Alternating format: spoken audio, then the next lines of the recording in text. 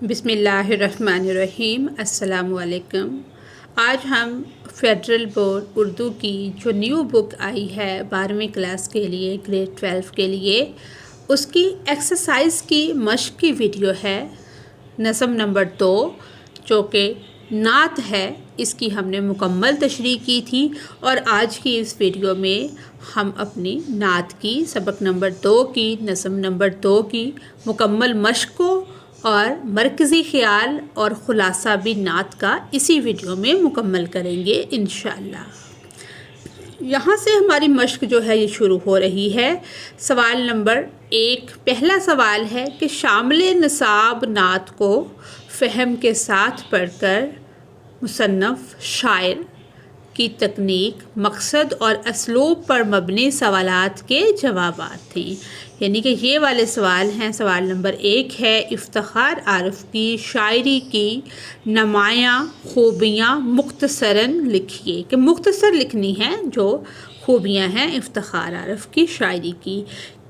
तो इसको इफ्तिखार आरिफ के शामिल निसाब तारुफ़ को पढ़कर। तो इसका जवाब है, इफ्तिखार आरिफ अहद मौजूदा के कि मौजूदा दौर के संजीदा और मोतबर तरीन शायरों में शुमार होते हैं, जिन्होंने अपनी शायरी तख्लीक़ात में ये ना सिर्फ़ फ़नी पुख्तगी और तरफ़ा, लफ्ज़ जो तरफ़ा है ये अरबी लफ्ज़ है जिसके मानी है कि बुलंदी इख्तियार करना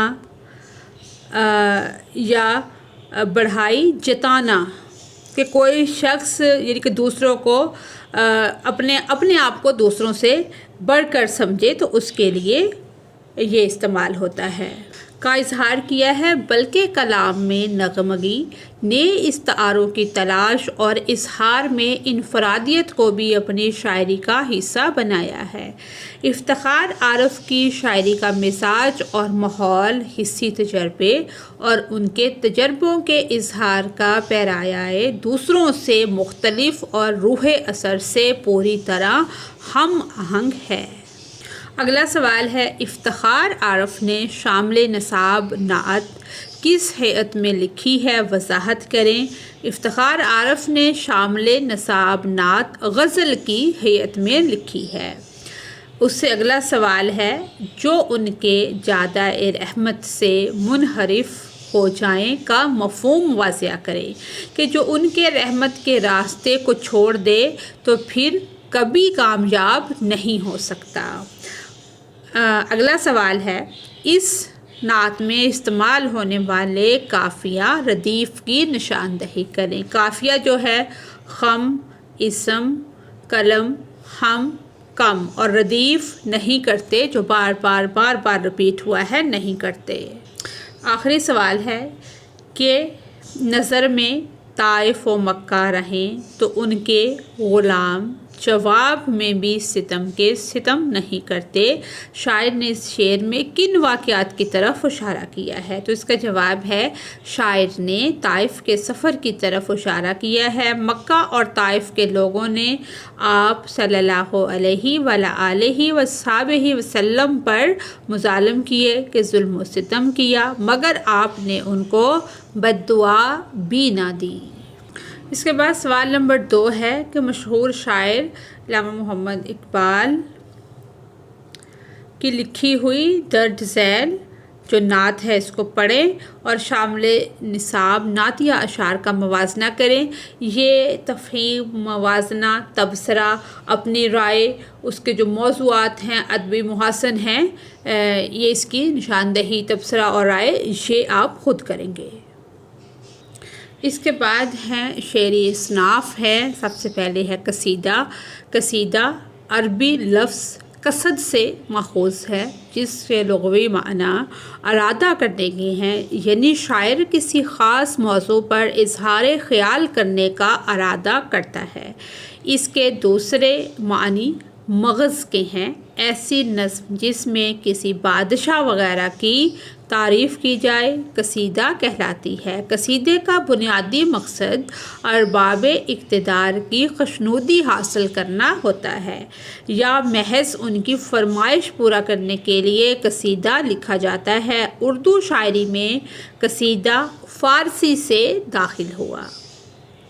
تشبیب، گریز، مدح، حسن طلب، مدعا اور دعا کو قصیدے کے اجزاء قرار دیا جاتا ہے، یعنی کہ مدح جو ہوتی ہے اس کو اور دعا کو قصیدے کے اجزاء قرار دیا جاتا ہے۔ اس کے بعد ہے ملی نغمہ۔ ملی نغمہ ایسی نظم کو کہتے ہیں جس میں وطن اور قوم کی محبت، جذبوں کا، ولولوں کا ذکر ہو۔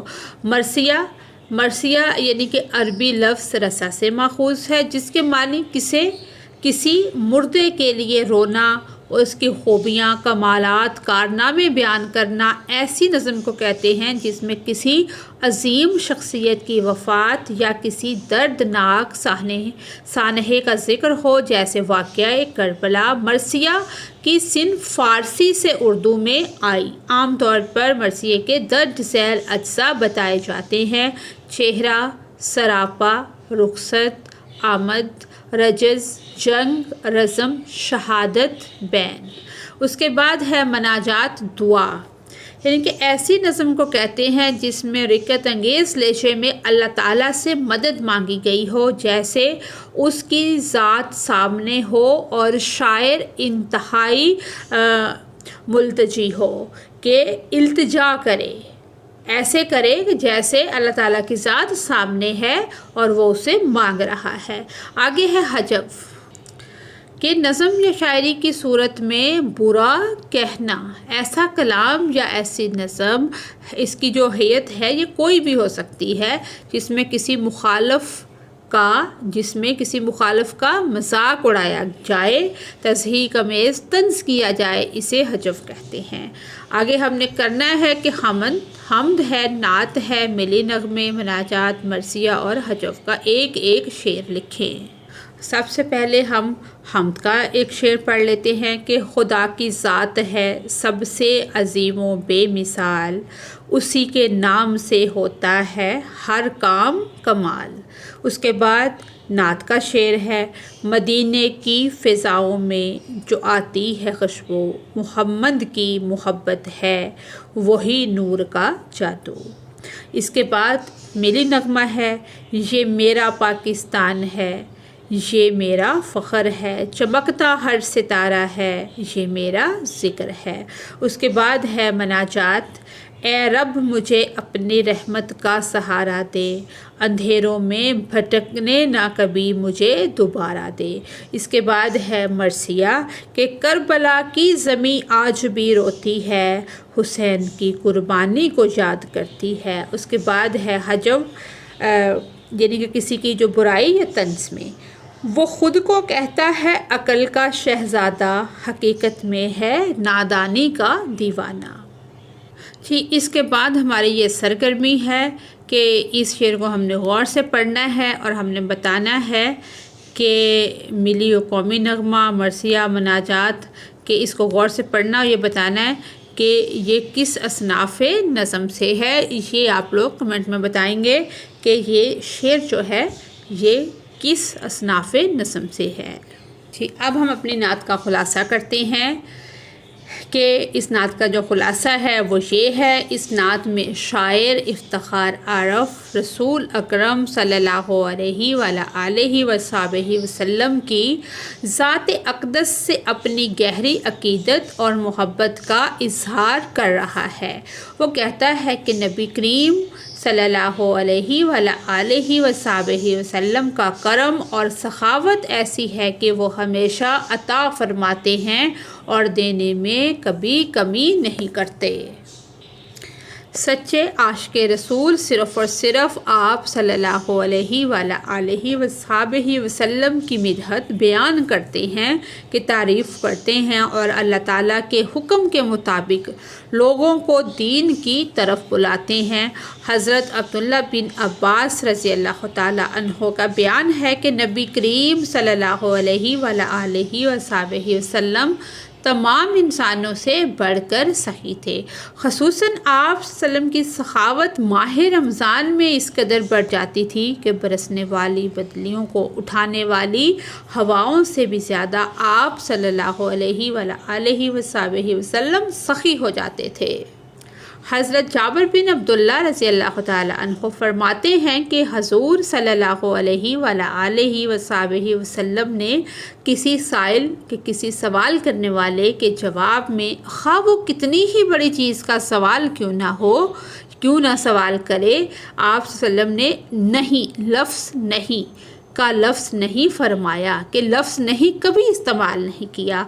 अल्लाह ताला के सच्चे बंदे सिर्फ़ और सिर्फ आप सल्लल्लाहु अलैहि वसल्लम की तारीफ़ बयान करते हैं और अल्लाह के हुक्म के मुताबिक जिसे किताब हक़ कुरान पाक ने मुस्तफ़ा यानी कि चुना हुआ करार दिया है, इनके अलावा किसी की पैरवी नहीं करते। शायर के नज़दीक जो लोग नबी करीम सल्लल्लाहु अलैहि वसल्लम के रास्ते से हट जाते हैं, ज़माना उन्हें कभी इज़्ज़त नहीं देता।